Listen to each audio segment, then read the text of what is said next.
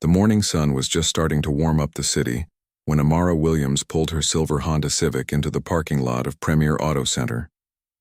She turned off the engine and sat there for a moment, looking at the building through her windshield. This was one of her 15 auto service locations scattered across 3 states, and honestly, it wasn't doing well. Customer complaints had been piling up for months, and the numbers didn't lie. Something was wrong here, and she needed to see it with her own eyes. Amara had built this business from nothing. 18 years ago, she was a single mom working 2 jobs, saving every penny she could. Her first auto shop was barely bigger than a garage, and she did everything herself. Changed oil, rotated tires, answered phones, swept floors. People told her she was crazy. A woman trying to make it in the auto industry? A black woman at that? They said it would never work. But Amara had something stronger than their doubts. She had determination, skill, and a simple belief that if you treat people right and do honest work, success will follow. And it did follow. Slowly at first, then faster. 1 shop became 2. 2 became 5. Now she had 15 locations and over 200 employees. She'd been featured in business magazines, won awards, spoken at conferences. But none of that mattered to her as much as the core values she started with. Treat every customer with respect, do quality work, and create a place where good people want to work. That's why she was here today, dressed in jeans and a comfortable blouse instead of her usual business attire. She'd spent the morning at a community center, talking to kids about entrepreneurship. Now she was going undercover in a way. No advance warning to the staff. No fancy clothes to announce who she was. Just a regular customer walking in to see how things really worked when the boss wasn't expected. Amara grabbed her purse and stepped out of the car. The parking lot was half full, which was decent for a Tuesday morning. The building looked clean enough from the outside. Fresh paint, clear windows, the company logo displayed proudly. So far, so good. But she knew the real test was inside. She pushed through the glass door, and a small bell chimed above her head. The waiting area was typical. Plastic chairs lined up against the walls, a coffee machine in the corner, magazines scattered on a small table. The smell of motor oil and rubber hung in the air, mixed with the chemical scent of cleaning products. Behind a long counter, she could see into the service bays where cars were lifted on hydraulics and mechanics moved around with tools. There were a few other customers waiting. An older man reading a newspaper, a young woman scrolling through her phone, a businessman in a suit impatiently checking his watch. None of them looked up when Amara walked in, but the manager did. He was standing behind the counter, a man probably in his late 30s with dark hair slicked back with too much gel. He wore an expensive-looking suit that seemed out of place in an auto shop. Navy blue with thin pinstripes, probably cost more than what most of his mechanics made in a week. His name tag read, Derek Hastings, General Manager. Derek looked up from his computer screen and his eyes swept over Amara from head to toe. It wasn't a welcoming look. It was the kind of look that sizes someone up and makes a judgment in about 2 seconds. His expression shifted from neutral to something else, something dismissive. Amara walked up to the counter with a polite smile. "Good morning," she said. Derek didn't return the smile. He glanced back at his computer screen, then back at her. "We're pretty busy today," he said flatly. "Did you have an appointment?" "Yes, actually I do," Amara replied, keeping her tone friendly. "It should be under Williams." Derek sighed like she was already wasting his time. He turned to his computer and clicked around for a few seconds, his jaw tight. "I don't see anything under Williams. Could you check again? I called last week and scheduled it myself." "I'm looking right at the screen," Derek said, his voice getting sharper. "There's no appointment for Williams. Are you sure you called this location?" Amara felt a small flutter of irritation but pushed it down. Maybe it was an honest mistake. "Yes, I'm sure. I spoke with someone named Lisa, I think. She confirmed it for 10 o'clock today." Derek turned and called over his shoulder. "Lisa, did you book an appointment for a Williams?" A young woman with auburn hair pulled back in a ponytail emerged from a side office. She looked nervous. I'm not sure. Let me check my notes." "Don't bother," Derek cut her off. He turned back to Amara. "Look, even if there was some mix-up, we're completely booked today. You can try calling to reschedule or—" He paused and his lips curved into something that wasn't quite a smile. "There's another shop on the east side of town. They might be able to help you out." The way he said it made Amara's stomach tighten. The east side of town. That was code, and she knew it. The east side was predominantly black and Hispanic. He was telling her to go there, to go where she belonged. I'd prefer to be seen here, Amara said calmly. Since this is where I made my appointment. Derek's expression hardened. And I'm telling you we don't have you in the system. So either you called the wrong place or… He let the sentence hang there, the implication clear. Or you're lying. The businessman in the suit looked up from his watch. The young woman stopped scrolling on her phone. Even the old man lowered his newspaper. Everyone was watching now. Are you calling me a liar? Amara asked quietly. I'm saying there's no appointment, Derek repeated, louder now. And I'm also saying we're busy. We're a premium service center. Our prices might not be what you're looking for anyway. There it was. The assumption that she couldn't afford it. Amara had faced this kind of thing before years ago when she was starting out. But she'd hoped really, that her own company would be different. That the training program she'd invested in, the diversity initiatives, the company values posted on every wall, that all of it meant something, apparently not here.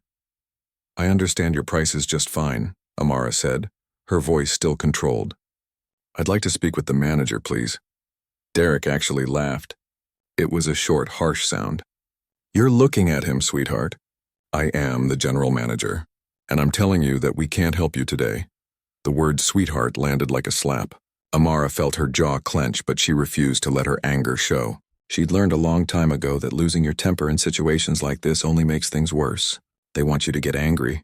They want you to yell so they can call you aggressive, difficult, unreasonable. Then I'd like to see your customer service policy, Amara said. It should be posted somewhere public according to state regulations. Derek's eyes narrowed. What are you, some kind of lawyer? Just a customer who knows her rights. Lisa, Derek snapped. Call security. Lisa's face went pale. But Mr. Hastings, she's just asking, I said call security. This woman is being disruptive. Amara hadn't raised her voice once. She hadn't moved aggressively. She'd simply asked to be helped and then asked to see a policy document. But somehow in Derek's mind that made her disruptive. From the service bay, a young mechanic in his 20s had been watching the whole thing. He had grease stains on his uniform and held a wrench in one hand. His eyes were wide, and he looked genuinely distressed by what he was seeing. He glanced down at his phone, then back up at the scene unfolding at the counter. The other customers were definitely watching now. The young woman had her phone out, not even trying to hide that she was recording. The businessman shook his head in disgust. The old man stood up, setting his newspaper aside. Young man, the old man said, addressing Derek. I've been coming here for 6 months, and I've never seen you treat anyone like this. This lady has been nothing but polite. What's your problem? Derek's face flushed red. Sir, with all due respect, this doesn't concern you. Please stay out of it. It concerns me when I see someone being treated unfairly, the old man insisted. She made an appointment. Check your system again. The system is fine. Derek's voice was rising now, getting defensive. And I don't need customers telling me how to do my job. Amara felt a wave of gratitude toward the old man, but she also knew this was getting out of hand. The last thing she wanted was for other customers to get caught up in this mess. She took a breath and pulled out her phone. That's it, Derek said, seeing her phone. You're leaving now or I'm calling the police for trespassing. You do what you need to do, Amara said quietly.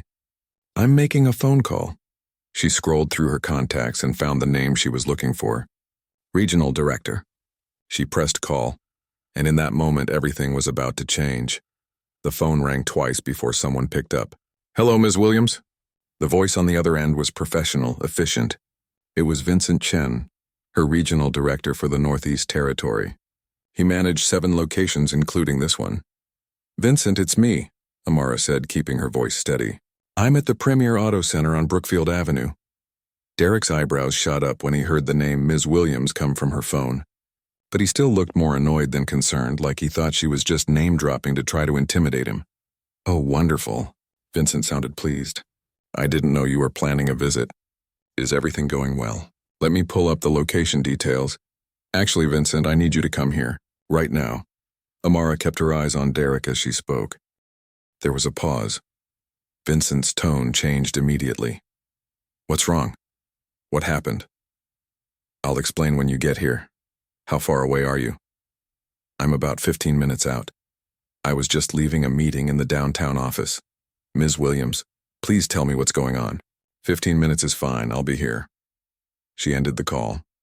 Derek crossed his arms over his chest, his expensive suit jacket bunched up at the shoulders. So you know someone in corporate. Good for you. That doesn't change the fact that you don't have an appointment and you need to leave. I think I'll wait, Amara said simply. You'll wait outside then, not in my service center.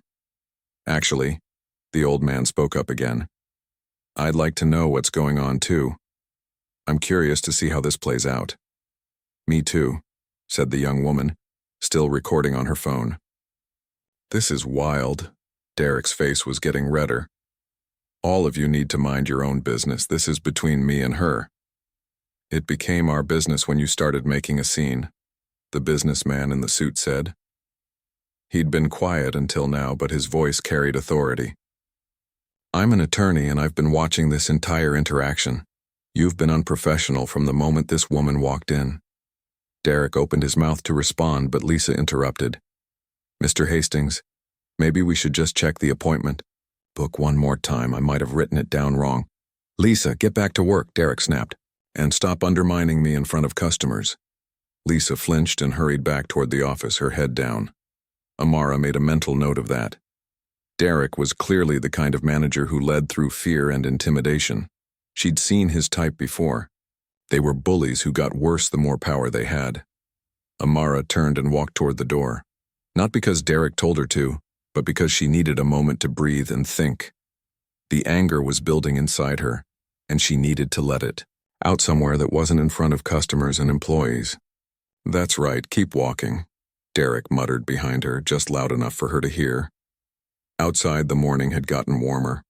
Amara stood by her Honda Civic, one hand resting on the roof, the other pressed against her stomach. She felt sick. Not just angry, but sick. This was her company. She'd built it from nothing, put everything she had into it. And here was a manager, wearing her company's name tag, treating people like this, treating her like this. How many others? That's what kept running through her mind. How many other customers had walked through that door and been treated the same way? How many had been turned away, made to feel unwelcome, judged based on how they looked or what they wore, or the color of their skin? The glass door opened behind her, and she turned, half expecting Derek to come out and harass her some more. But it was the young mechanic she'd noticed earlier. He walked quickly toward her, glancing back at the building like he was worried about being seen. Ma'am, he said, slightly out of breath. Ma'am, I'm so sorry about what just happened in there. It's not your fault, Amara said. No, but I should have. He stopped, struggling with his words. I recognized you, from the company newsletter and the regional meetings. You came to speak to us about 6 months ago, remember? You talked about starting your first shop. Amara looked at him more closely. He was young, maybe 24 or 25, clean-cut despite the grease stains. His name tag said, Tommy. I remember that meeting, Amara said softly. You're Tommy, right? You asked about the apprenticeship program. His face lit up with surprise that she remembered. Yes, that's me, and when I saw what was happening in there, I couldn't believe it. I texted Mr. Chen immediately. I hope that was okay. You texted Vincent? Yes, ma'am. I met him during training last month, and he gave me his number in case we ever had serious problems. He said he wanted to know if anything went wrong at any of his locations, and this seemed pretty serious. Amara felt her throat tighten with emotion. This young man, this mechanic she barely knew, had done the right thing. He'd seen something wrong and taken action. That's what she'd always wanted her company to be, a place where people felt empowered to stand up for what was right. Thank you, Tommy, she said. That took courage. He shook his head. It shouldn't take courage to do the right thing. But honestly, Ms. Williams, Mr. Hastings, he runs this place like it's his own kingdom. He treats people however he wants, and nobody says anything because we're all afraid of getting fired. What do you mean? Has he done this before? Tommy glanced back at the building again. Not exactly like this, but yeah, he has his favorites and he has people he doesn't like. And the people he doesn't like, they get treated badly. Bad service, longer wait times, higher quotes for repairs. Some customers have complained, but nothing ever happens. Why not? Because whenever corporate schedules an inspection or a visit, he knows ahead of time. He cleans everything up, acts all professional, puts on this whole show, and then as soon as they leave, he goes back to being himself. Amara's jaw clenched. How long has this been going on? The whole 2 years I've been here, maybe longer. Some of the other mechanics say it was better before Mr. Hastings became general manager, but I don't know. I wasn't here then. And no one from corporate knows? Tommy looked uncomfortable. Mr. Chen seems like a good guy, but he's managing 7 locations. He can't be everywhere. And like I said, Mr. Hastings is really good at putting on an act when he needs to. A car pulled into the parking lot, moving fast. It was a black SUV, and it screeched to a stop 2 spaces away from where they were standing. Vincent Chen jumped out before the engine was even fully off. He was a neat, precise man in his 40s, always dressed professionally. Right now, he looked panicked. Ms. Williams. He rushed over. What happened? Tommy texted me that there was an emergency. Right behind Vincent's SUV, another car pulled in. This one was a white sedan, and the woman who got out was Christine Morrison, the vice president of operations. She was a tough, no-nonsense woman in her early 50s who'd been with Amara's company for 12 years. She wore a gray blazer and had her reading glasses perched on top of her head. Vincent called me on the way over, Christine said, walking up to join them. He said something was wrong, but he didn't have details. What's going on? Amara looked at the 3 of them, Vincent, Christine, and Tommy, and then back at the building. Through the glass door, she could see Derek inside, still behind the counter, probably thinking he'd won, that he'd successfully run off a problem customer. We need to go inside, Amara said. All of us. And I need you both to see exactly who you've got managing this location. Vincent's face went pale.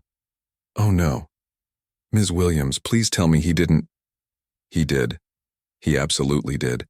Christine's expression turned to stone. Let's go. The 4 of them walked toward the building. Tommy hung back slightly, clearly nervous about confronting his boss. But Amara noticed he stayed with them. He wasn't running away. When they pushed through the door, the bell chimed again. Derek looked up, saw Vincent and Christine, and his entire demeanor changed in an instant. The arrogance fell away, replaced by a slick professional smile. He straightened his tie and came around the counter. Mr. Chen, Ms. Morrison, what a pleasant surprise. If I'd known you were visiting today, I would have prepared. Derek, Vincent said, his voice ice cold. We need to talk. Now. Derek's smile faltered just a little. Of course. Is there a problem? Christine stepped forward and her eyes were blazing. Do you know who you refused service to today? Derek blinked, confused. I'm sorry, what? The woman you turned away. The customer you were rude to. The person you threatened to have arrested for trespassing. Christine gestured to Amara. Do you know who she is?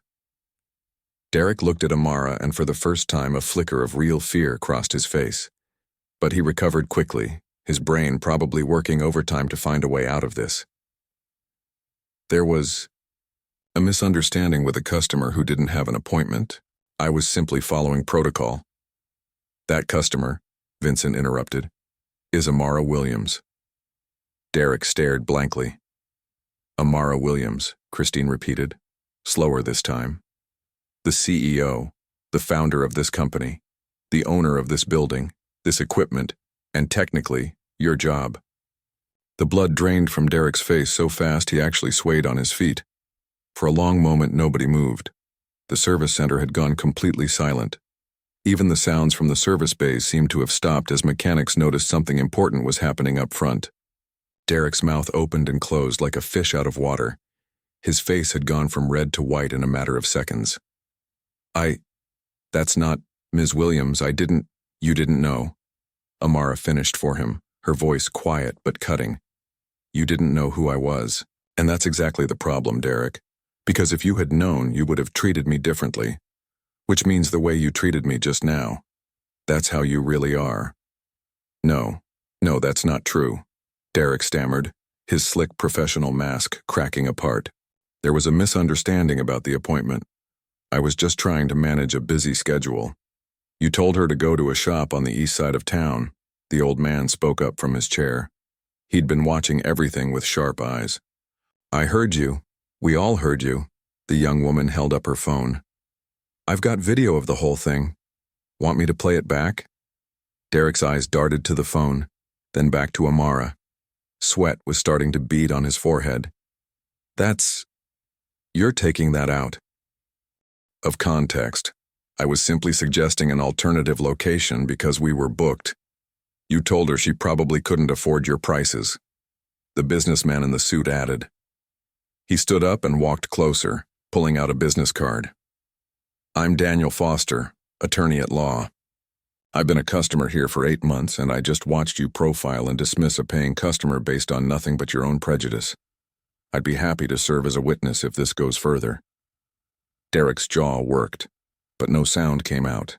He looked desperately at Vincent, then at Christine, searching for someone who might believe his excuses. He found no sympathy in either face. Let me tell you exactly what happened, Amara said, and now her voice carried the full weight of her authority. This wasn't just an angry customer anymore. This was the CEO of a multi-million-dollar company addressing an employee who had failed.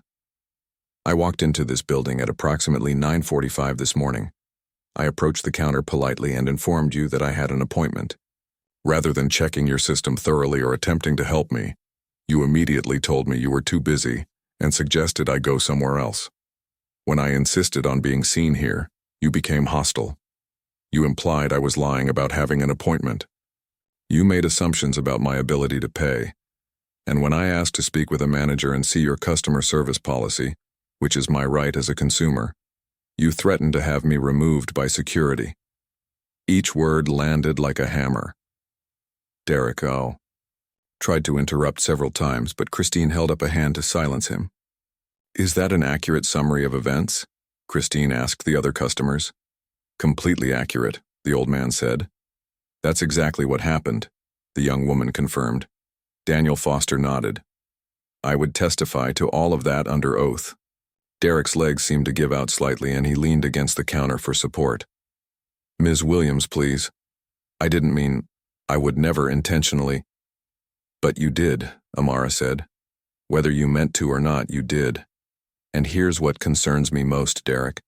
Tommy told me this isn't the first time. He said you have a pattern of treating certain customers poorly. Derek shot a look of pure hatred at Tommy, who stood near the door. Tommy didn't back down. Other customers have complained before, Amara continued. Complaints that somehow never made it up the chain to corporate. Now why do you think that is? Vincent pulled out his phone and started scrolling. Actually, I've been wondering about that myself. We've had several negative reviews for this. Location mentioned poor customer service. But when I asked you about them during our quarterly reviews, you said they were resolved. You showed me follow-up surveys that indicated the customers were satisfied. Because they were resolved, Derek insisted, his voice getting desperate. I personally handled those complaints and made things right. Did you? Christine's voice was sharp as a knife. Or did you just bury them? Because I'm looking at our corporate complaint database right now and I'm seeing a very interesting pattern. This location has the lowest number of reported complaints in the region. Which should be good news, except it doesn't match the online reviews, does it? Derek's face was now shining with sweat. His expensive suit looked rumpled like he was shrinking inside it. Lisa, the young woman who'd been working behind the counter, timidly raised her hand. Ms. Morrison? I think I can explain that. Christine turned to her. Go ahead, Lisa. Mr. Hastings has us. He makes us filter the complaints. When customers fill out the feedback forms, we're supposed to bring them to him first. He decides which ones get sent to corporate and which ones get handled locally. The ones that get handled locally, we just throw away after Mr. Hastings talks to the customer. That's not true, Derek shouted. She's lying. She's just trying to. I have the forms, Lisa said quietly. She walked to a filing cabinet behind the counter, opened the bottom drawer, and pulled out a thick folder. Mr. Hastings told me to keep them here just in case, but to never mention them to anyone. There's about 40 complaints from the last 6 months alone. Christine took the folder, flipped it open, and her expression grew darker with every page she turned. These are serious complaints: discrimination, overcharging, rude behavior, hostile work environment. She looked up at Derek. You buried 40 complaints? They were handled. Derek's voice was nearly hysterical now. I spoke to those customers. I offered them discounts. The situations were resolved. Without corporate oversight, Vincent said. Without proper documentation. Without giving these customers the option to escalate their concerns. He shook his head. Derek, this is exactly the kind of thing we have protocols to prevent. You don't get to be judge, jury, and executioner of complaints against yourself. Amara walked slowly around the counter. Derek backed away from her like she was dangerous. In a way, she was. She held his entire career in her hands right now. I started this company 18 years ago, Amara said, her voice steady but filled with emotion. I was a single mom with big dreams and not much else. People doubted me every single day. They told me I didn't belong in this industry. They told me I'd fail. And you know what kept me going? It was the promise I made to myself that if I ever built something successful, it would be different. It would be better. Every person who walked through our doors would be treated with dignity and respect no matter who they were, what they looked like, or how much money they had. She stopped right in front of Derek. He couldn't meet her eyes. That promise is the foundation of everything we do. It's in our training materials, it's on our website. It's posted on that wall right there. She pointed to a framed poster that read, Our values, integrity, excellence, respect, community. Those aren't just pretty words, Derek. They're supposed to mean something. They do mean something to me, Derek tried one last time. Ms. Williams, I respect you so much. Everything you've built here is amazing. I've always admired. Don't. Amara's voice cut through his words like ice. Don't you dare tell me you respect me when you treated me like garbage an hour ago. You didn't respect me when you thought I was just another customer. You only respect me now because you know who I am and you're trying to save your job. Derek's shoulders sagged. He knew it was over. Amara turned to address the other employees who had gathered near the service bay entrance. They'd all stopped working to watch the drama unfold. Some looked shocked. Some looked satisfied. A few looked scared. How many of you have witnessed Mr. Hastings treating customers unfairly? Amara asked. Slowly, hesitantly, 5 hands went up. Then 2 more. Then 3 more. Out of the 12 employees visible, 10 raised their hands. And how many of you felt like you could report it without facing retaliation? Every hand went down. Amara nodded slowly, her heart breaking. This was worse than she'd thought. It wasn't just one bad manager making one bad decision. It was a toxic culture that had infected an entire location, making good people afraid to speak up. This ends today, Amara said firmly. Right now. She turned back to Derek. You're done here. Collect your personal belongings. You have 15 minutes and then security will escort you out. You can't do this. Derek's desperation turned to anger. I have a contract. I have rights. You can't just fire me without cause. Without cause. Christine's laugh was harsh. Derek, you've just given us about 50 causes. Discrimination, harassment, suppressing complaints, creating a hostile work environment, violating company policy. Do you want me to keep going? I'll sue, Derek threatened. I'll take this to court. I'll go to the media. I'll tell everyone how I was fired without a fair investigation. Please do, Amara said calmly, because we have multiple witnesses, video evidence, and a folder full of buried complaints. We also have several employees and customers who are willing to testify about what they've seen and experienced. So by all means, take it to court. We'll see how that works out for you. Derek stared at her, his face twisted with rage and humiliation. For a moment, it looked like he might actually try to physically intimidate her. Vincent and Daniel Foster both stepped closer, ready to intervene if needed. But Derek just grabbed his jacket from a hook behind the counter, shot one last venomous look at Tommy and Lisa, and stormed toward the back offices to collect his things. The service center remained silent until he disappeared through the door. The moment Derek disappeared through the back door, it was like everyone in the service center released a breath they'd been holding. The tension didn't disappear completely, but it shifted. The fear that had been hanging in the air transformed into something else, uncertainty maybe, or cautious hope. Amara turned to face the employees and customers. She felt exhausted, emotionally drained from the confrontation. But this wasn't over yet. This was actually just the beginning of the real work. "I owe all of you an apology," she said, and her voice carried to every corner of the service center. "This should never have happened. Not to me, not to any customer who's walked through these doors. The fact that it did, the fact that it's apparently been happening for a long time, that's on me." "Ms. Williams, you didn't know," Lisa said softly. "I should have known," Amara replied.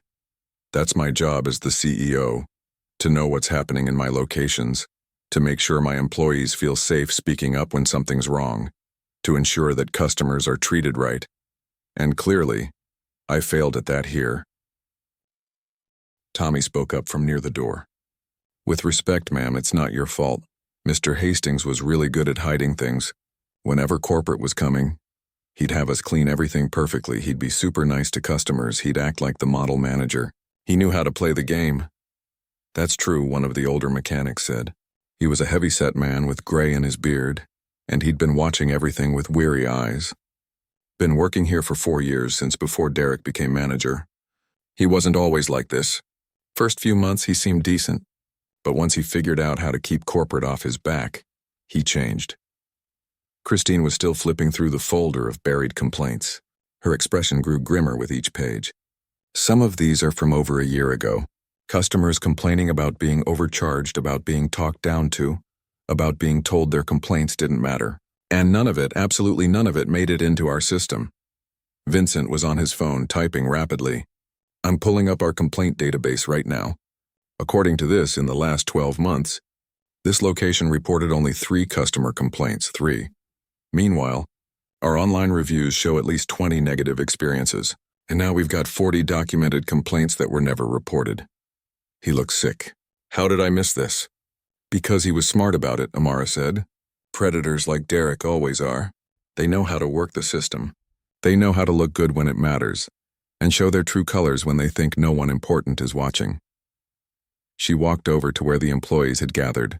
Up close, she could see the stress on their faces. These were good people who'd been working in a toxic environment, and it showed. "I want to hear from all of you," Amara said. "Not today, you've all been through enough today. But this week we're going to have one-on-one meetings with every employee at this location. I want to know what's really been going on here. I want to know what needs to change. And I want to know how we can make this a place you're actually proud to work." "Will we get in trouble?" a young woman in mechanic's coveralls asked nervously. "For not reporting this stuff before?" "No," Amara said firmly. "Absolutely not. You're not in trouble. If anything, I'm grateful to those of you who are willing to tell the truth now. That takes courage, especially when you've been working in an environment where speaking up felt dangerous." The old man who'd defended Amara earlier stood up again. His name was George, and he'd been sitting patiently through all of this. "Ms. Williams, I've been bringing my car here for 6 months. Derek was always professional with me, so I had no idea this was going on. But I want you to know what I saw today was unacceptable. The way he treated you, the things he said, the assumptions he made. That's not the kind of business I want to support." "I understand," Amara said, "and I wouldn't blame you if you decided to take your business elsewhere." "That's not what I'm saying," George interrupted. "I'm saying I'm glad you were here to see it yourself. Because if you weren't, if it had been someone else who got treated that way, they probably would have just left and nothing would have changed. Derek would still be here, still treating people badly. So in a strange way, maybe this was meant to happen." Amara felt her throat tighten with emotion. "Thank you, George. That means a lot." The young woman with the video on her phone stepped forward. Her name was Riley, and she looked like she was probably a college student. "I posted some of this on social media already. I hope that's okay. People should know that you actually did something about it. Too many companies just cover this stuff up." Christine looked alarmed. "You posted it when?" "Like 10 minutes ago. It's already got 3,000 views." Riley held up her phone to show them. The video was time-stamped and showed Derek telling Amara to leave. his face red with anger, his voice clearly dismissive and rude. Vincent groaned. "This is going to be everywhere by tonight." "Good," Amara said, surprising everyone. "Let it be everywhere. I'm not ashamed of what happened here today. Well, I'm ashamed that it happened at all, but I'm not ashamed of how we handled it. We addressed it immediately. We took action. We held someone accountable. If that goes viral, fine. Maybe it'll show other companies that this kind of behavior can't be tolerated." Christine looked at her with admiration. "You're right. We should get ahead of this. I'll have our PR team draft a statement about our commitment to inclusive service and zero tolerance for discrimination. Make sure the statement mentions that we take employee concerns seriously, too," Amara added, "because that's just as important. Our people need to know they can speak up without fear." Daniel Foster, the lawyer, had been watching all of this with interest. "Ms. Williams, I practice employment law. If you need any help reviewing your policies or procedures after this, I'd be happy to consult. Pro bono. What you're doing here, taking real action instead of just covering it up, that's rare. I'd like to help make sure it sticks." "I appreciate that," Amara said. "We might take you up on it." The sound of raised voices came from the back offices. Derek was yelling at someone, his words muffled by distance but his anger clear. A moment later, he stormed back through the service center carrying a cardboard box filled with personal items, a coffee mug, some picture frames, a desk plant. His face was red and blotchy like he'd been crying or raging or both. He didn't look at anyone as he headed for the door. But just before he reached it, he stopped and turned back to Amara. "You're going to regret this," he said, his voice shaking with anger. "I know people. I have connections. Your company's reputation is going to be destroyed when I'm done talking to the media." "Is that a threat?" Christine asked coldly. "It's a promise," Derek spat. "You want to ruin my career? Fine, but I'm taking you down with me." Amara didn't flinch. She'd dealt with bullies before. Bigger, scarier bullies than Derek Hastings. "You do what you need to do, Derek. But remember, we have evidence. We have witnesses. We have video. And most importantly, we have the truth on our side. So go ahead, talk to the media. Tell them your story. I'm sure they'll be very interested in hearing about the manager who got fired for discriminating against his own CEO." Derek's face went even redder. He opened his mouth to say something else, then seemed to think better of it. He turned and slammed through the door so hard the glass rattled in its frame.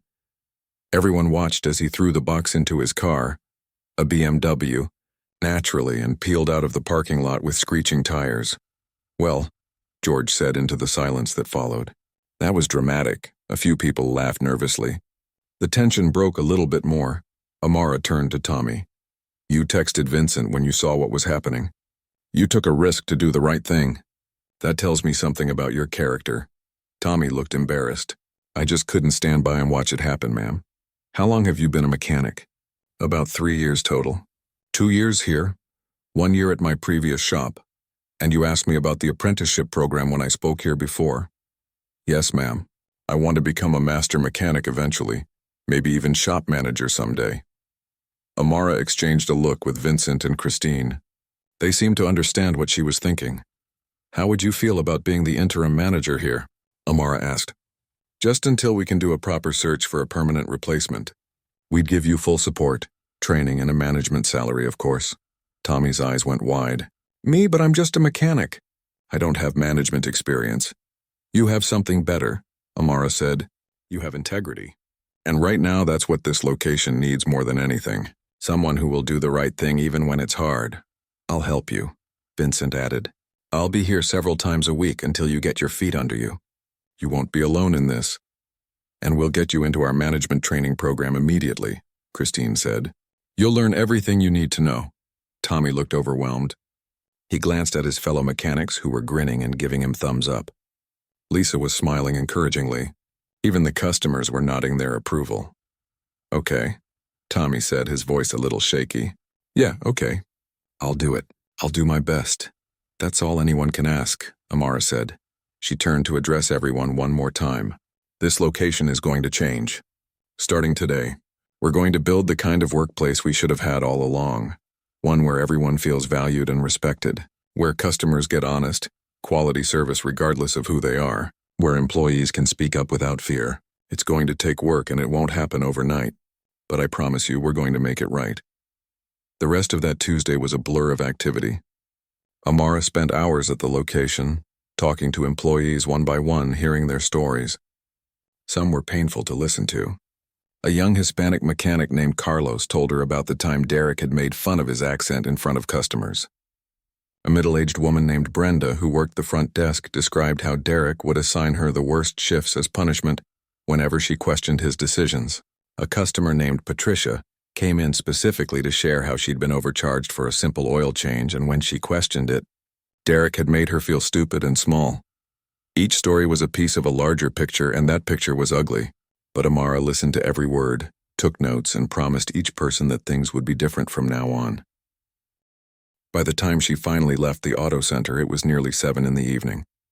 The sun was setting, painting the sky in shades of orange and pink. Amara sat in her Honda Civic for a few minutes before starting the engine, just breathing and processing everything that had happened. Her phone had been buzzing all afternoon. Messages from other regional directors who'd heard what happened, calls from her head of HR, texts from board members, and sure enough, several news outlets had already picked up the story from social media. Auto company CEO experiences discrimination at her own business, read one headline. Manager fired on the spot after refusing service to black CEO, read another. Amara's phone rang. It was her daughter Jessica calling from college. Mom. Oh my God, Mom, are you okay? I just saw the video online. Everyone's sharing it, Amara smiled despite her exhaustion. I'm fine, sweetie, really. That manager was horrible to you. I can't believe he talked to you like that. Did you really fire him right there? I did. He gave me plenty of reasons to. Good. Jessica's voice was fierce. He deserved it. But Mom, are you sure you're okay? That must have been so awful being treated like that. Amara felt tears prick her eyes. Not tears of sadness exactly, but of gratitude for her daughter's concern, and maybe relief that the day was finally over. It was awful, she admitted. For a few minutes there, standing in my own auto center being told I didn't belong, I felt like that young single mom again who nobody believed in. But then I remembered I'm not that person anymore.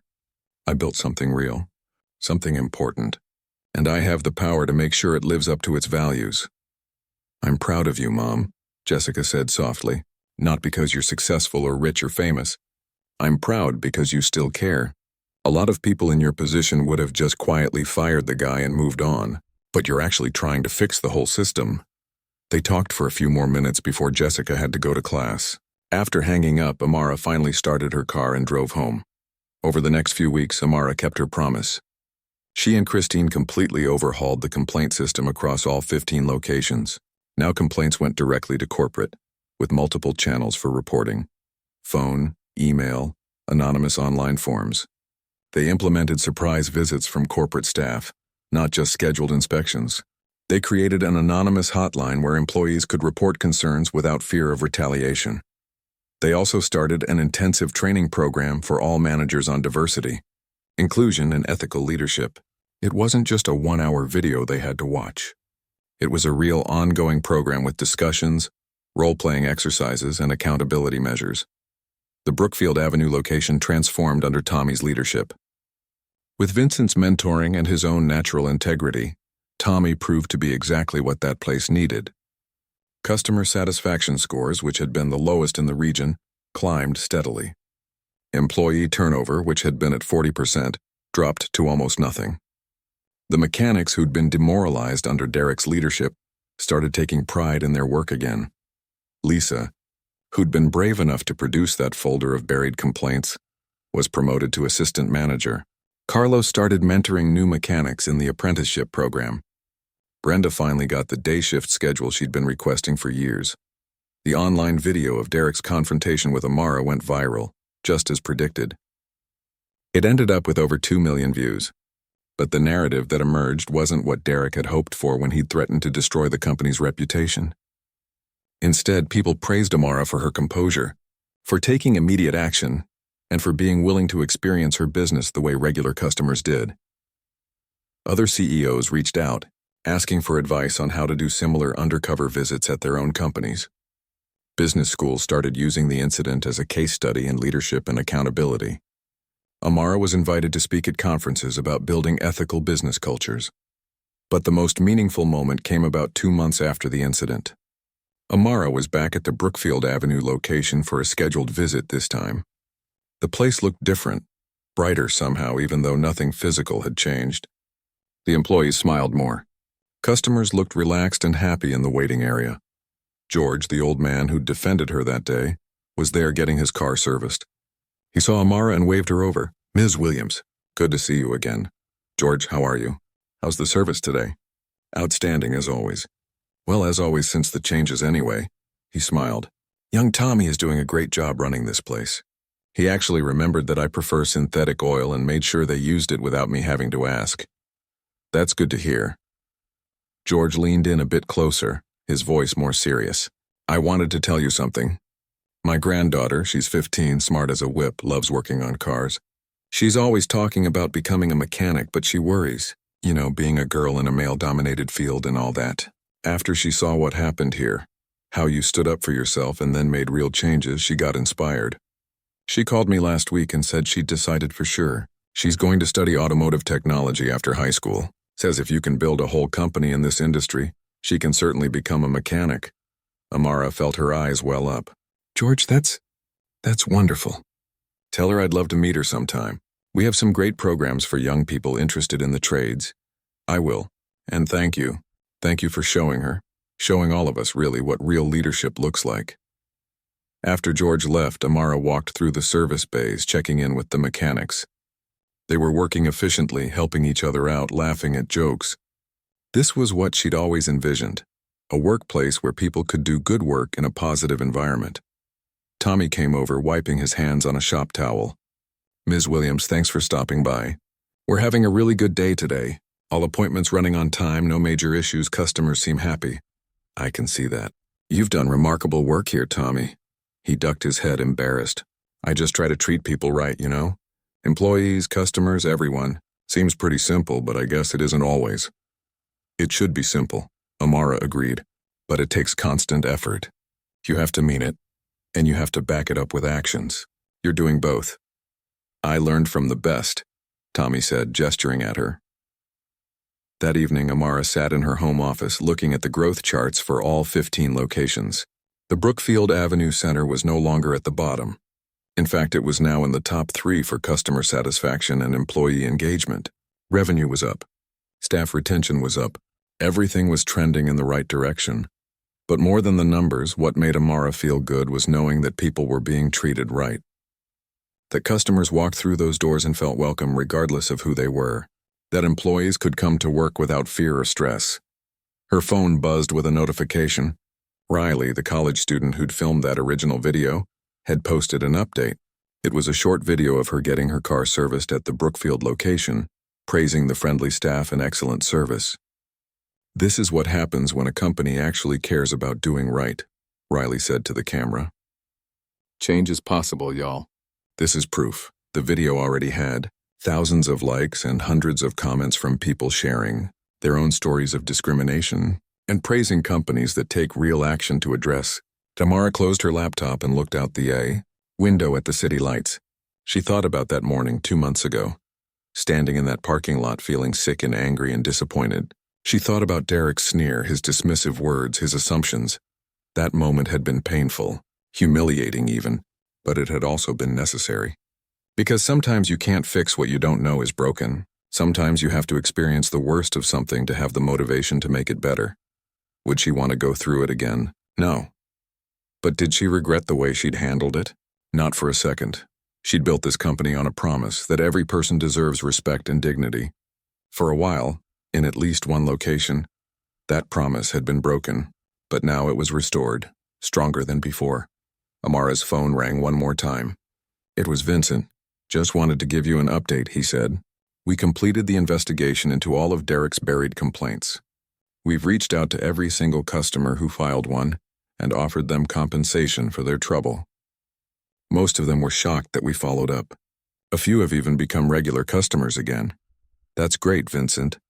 Also, we found 3 other managers across our locations who had similar patterns of burying complaints.